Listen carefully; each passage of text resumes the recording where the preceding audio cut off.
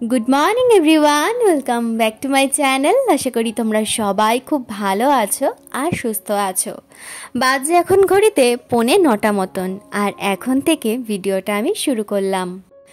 আজকে কিন্তু ঘুম থেকে উঠতে বেশ অনেকটাই দেরি হয়ে গেছে। আসলে কি বলো তো, এতগুলো দিনের ছুটিতে গেছিলাম বাড়িতে, আর বাড়িতে তো সেরকম কাজবাজের কোনো একটা তাড়াহুড়ো ছিল না, তাই সকালবেলাটা একটু বেলা করেই উঠতাম। সেই বেলা করে উঠতে গিয়ে আমার যে কদিনে অভ্যেস হয়ে যাবে বুঝতে পারিনি। আজকে যে কখন ফোনের অ্যালার্ম বেজে বন্ধ হয়ে গেছে আমি কিন্তু টেরও পাইনি। তারপর হঠাৎ করে ঘুমটা ভেঙে ধরপড় করে উঠে বসতেই দেখি বাজে ঘড়িতে 7:30 বেজে গেছে, 7:45 কাছাকাছি। লাফ দিয়ে উঠে আগে বাসি ঘরটা ঝাড় দিয়ে নিয়ে গোপালকে ঘুম থেকে তুলে ওকে সেবা দিয়ে দিয়েছি। তারপর চলে গেছিলাম রান্নাঘরে ওর ব্রেকফাস্টটা বানানোর জন্য। আজকে সকালবেলার ব্রেকফাস্টে ছিল রুটি, আলু ভাজা, আর বাড়ি থেকে নিয়ে এসেছিলাম মিষ্টি, এখনও রয়ে গেছে। আসলে কি বলতো, যখন পাই না তখন মিষ্টি খেতে ভীষণ ইচ্ছে করে, আর এখন ঘরে আছে তো এখন আর ধরেও দেখতে ইচ্ছে করছে না। তো ওকে দিয়ে দিলাম রুটি, আলু ভাজা আর সাথে একটুখানি মিষ্টি। তো ও খেয়ে এখন রেডি হচ্ছে, এখনও কিন্তু ঘর থেকে বেরায়নি। তো আমি ভাবলাম যে চলো তাহলে এখন আর বসে থেকে লাভ কি, ভিডিওটাও শুরু করি আর তার সাথে সাথে আমার হাতের কাজগুলোও শুরু করে দিই, তাহলে রান্নাবান্নাটা কমপ্লিট করে একটু বসতে পারবো। তো সবার প্রথমে দেখো, বাসি বিছানাটা তো ঘুম থেকে ওঠার পর আর তুলতে পারিনি, লাফ দিয়ে উঠে চলে গেছিলাম আগে ফ্রেশ হতে। তো এখন সমস্ত ওদিকটা রান্নাঘরের কাজ মিটিয়ে এসে সবার প্রথমে চলে এসেছি এখন বাসি বিছানাটা তুলে নেওয়ার জন্য। এতগুলো দিন ছুটি কাটাবার পর এখন এখানে এসে না আর কাজে কর্মে মন লাগতে চাইছে না। মনে হচ্ছে নয় একটু বসে থাকি, নয় একটু শুয়ে থাকি। তো কিছু করার নেই, আমার একার সংসার, আমাকেই তো এই সমস্ত কাজবাজ নিজের হাতে গুছিয়ে করতে হবে।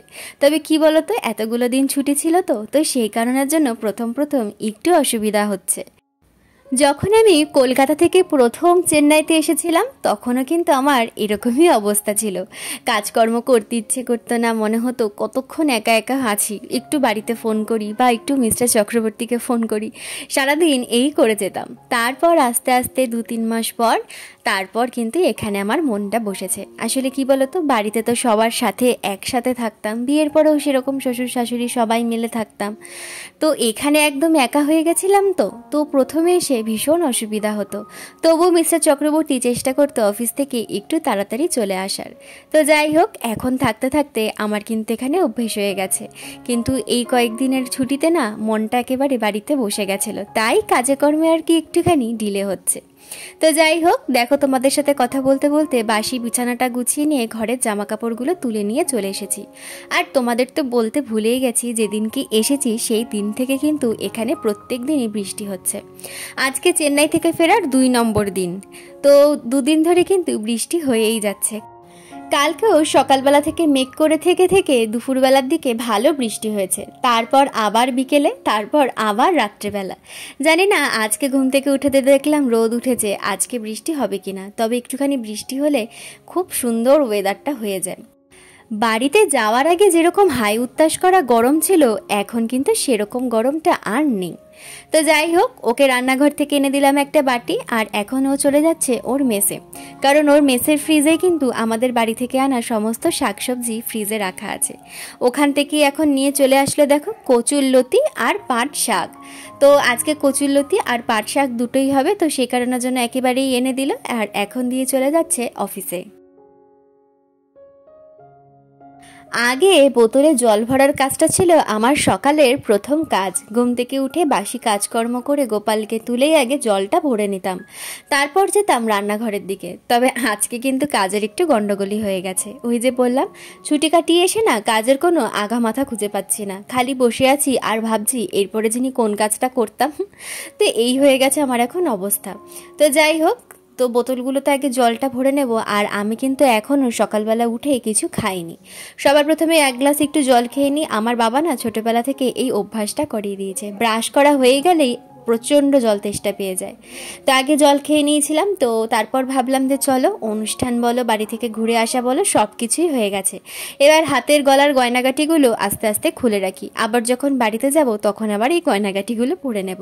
তো সেই কারণের জন্য সবার প্রথমে বসে পড়লাম এই শাখা বাঁধানো আর পলা বাঁধানোটা খুলে নিতে। হাতে প্রচণ্ড টাইট হয়েছে, তো সেই কারণের জন্য হাতে একটুখানি তেলটা লাগিয়ে নিলাম, খুলতে একটু সুবিধা হবে।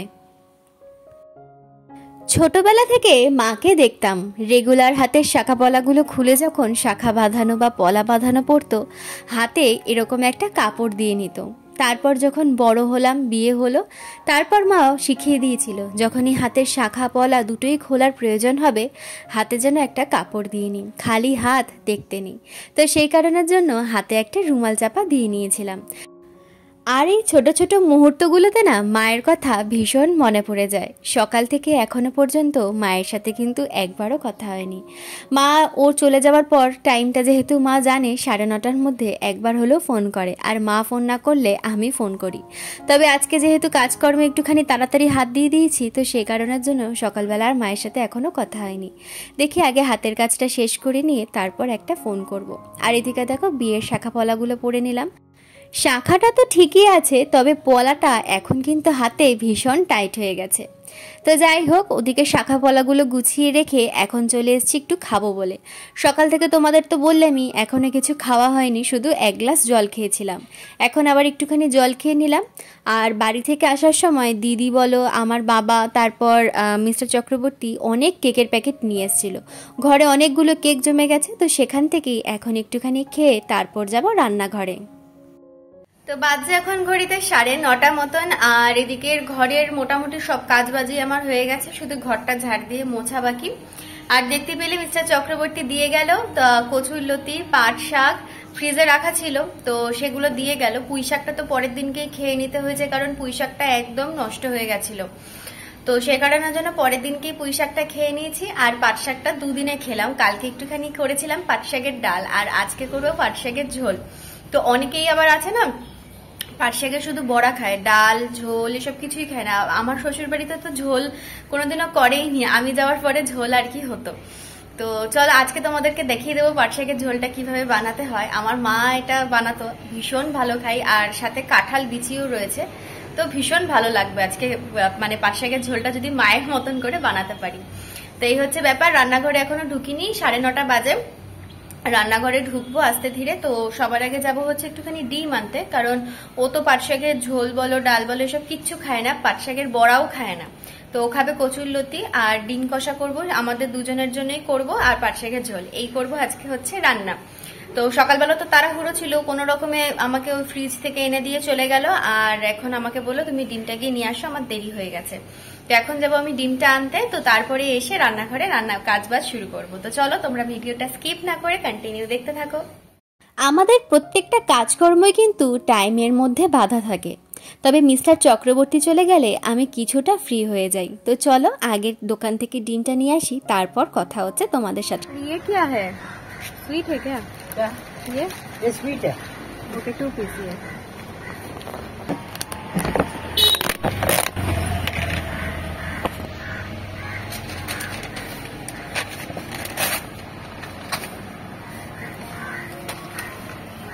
कितने बैठे?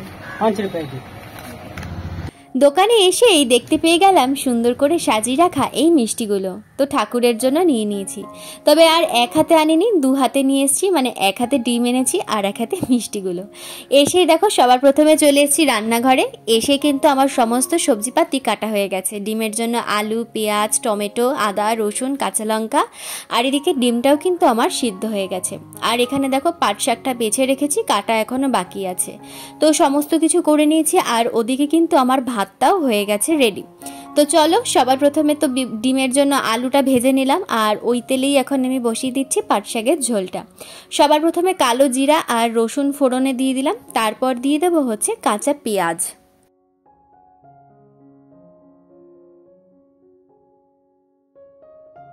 পেঁয়াজটাকে একটু ভালো করে ভেজে নিতে হবে সবার প্রথমে। এই রান্নাটা করতে করতে না মায়ের কথা ভীষণ মনে পড়ে যাচ্ছে। এই পাট শাকের ঝোল খাওয়া নিয়ে বাড়িতে আগে কত যুদ্ধ হতো। বাবা বলতো পাট শাকের বড়া খাবে, আর আমি বলতাম পাট শাকের ঝোল, আর দিদি পাট শাকের ডাল। মাকে কিন্তু 3 রকমভাবে পাট শাক আনলে বাড়িতে করতে হতো। তো দেখো, ওদিকে কিন্তু লতিটা সিদ্ধ করতে আমি বসিয়ে দিয়েছি, আর এদিকে পেঁয়াজটা যখন ভাজা ভাজা হয়ে গেছে তখন পাট শাকগুলো দিয়ে দিলাম, আর তার মধ্যে দিয়ে দিলাম একটুখানি নুন আর হলুদ। এরপর পাট শাকটাকে ভালো করে কিন্তু ভেজে নিতে হবে। আমি তো এই রান্নাটা শিখেছি আমার মায়ের কাছ থেকে, কিন্তু আমার মা কার কাছ থেকে রান্নাটা শিখেছে সেটা কিন্তু আমার এখনও জানা হয়নি। কিন্তু তোমরা কি কেউ পাট শাকের ঝোল খাও? আর কে কে পাট শাক খেতে পছন্দ করো না অবশ্যই কিন্তু আমাকে কমেন্ট করে জানিও। আমি কিন্তু পাট শাকের সব জিনিসই খেতে ভীষণ ভালোবাসি, তবে বেশি ভালো খাই হচ্ছে পাট শাকের ঝোলটা আর পাট শাকের ডালটা। তো দেখো, এখানে কিন্তু আমার পাট শাকের ঝোলটা রান্না করা হয়ে গেছে, আর এখন বসিয়ে দিয়েছি কচুর লতিটা।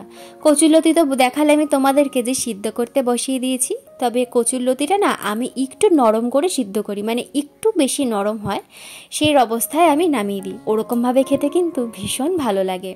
তো যাই হোক, এই সমস্ত কিছুই শেখা কিন্তু আমার মার কাছ থেকে। তো এখানে দেখো, তোমাদের সাথে কথা বলতে বলতে আমার কিন্তু কচুর লতিটাও রান্না হয়ে গেছে।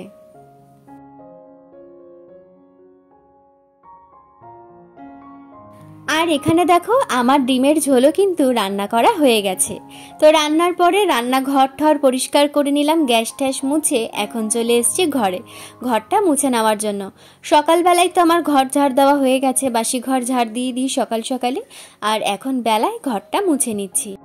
আজকে কিন্তু এই কাজকর্মগুলো সেরে উঠতে উঠতে অনেকটাই দেরি হয়ে গেছে। অন্যান্য দিন আমার 11:30 থেকে 12টার মধ্যে সমস্ত কাজবাজ হয়ে যায়, আজকে প্রায় 12:30 মতন বেজে গেছে। তো এই কারণের জন্য একটু তাড়াহুড়ো করছি। আর এখানে দেখো, আমার ঘর মোছা হয়ে গেছে, স্নান করে এসে আবার তোমাদের সাথে কথা হচ্ছে। স্নান টান করে এখন চলে এসেছি ঘরে, আর সমস্ত কাজবাজ তোমাদের সাথে শেয়ার করলাম। তবে সকাল সকাল বাসি ঘরটা ঝাড় দিয়ে নিয়েছি, সেই কারণের জন্য ওটা তোমাদের সাথে শেয়ার করতে পারিনি। তো স্নান করে এসে ওখানে গোপুসোনাকে পুজো দিয়ে দিয়েছি, আর পাশের ঘর থেকে দিয়ে গেছে এদের এখানে যে পেয়ারা গাছটা আছে না, এই যে পেয়ারা গাছটা, এই গাছ থেকে 2খানা পেয়ারা দিয়ে গেছে। তো গোটা গোটা গাছের পেয়ারা আমরা খাবো, তো সেই কারণের জন্য সবার প্রথমে গোপুসোনাকে দিয়েছে ওই যে ও পেয়ারাটা। তবে একটা জিনিস কি, আমার কাছে না ঠাকুরের একটা ছুরি ছিল, তো ছুরিটা ওই খাটের তলায় এখন ঢোকানো রয়েছে, তো এখন বের করাটা কোনোভাবেই পসিবল না, তো সেই কারণের জন্য ওকে গোটাই দিয়েছি আর কি খেতে। তো যাই হোক, এই হচ্ছে ব্যাপার। তো চলো, আজকের জন্য ভিডিওটা এখানেই শেষ করে দিলাম। দেখা হচ্ছে আগামীকাল নতুন আরেকটা ভিডিও নিয়ে। ততক্ষণের জন্য সবাই সুস্থ থেকো, ভালো থেকো। আর আমার ভিডিও যদি তোমাদের ভালো লেগে থাকে তাহলে অবশ্যই আমার চ্যানেলটা সাবস্ক্রাইব করে দিয়ে আমার পাশে থেকো। তাহলে আজকে এখানেই শেষ করলাম, টাটা।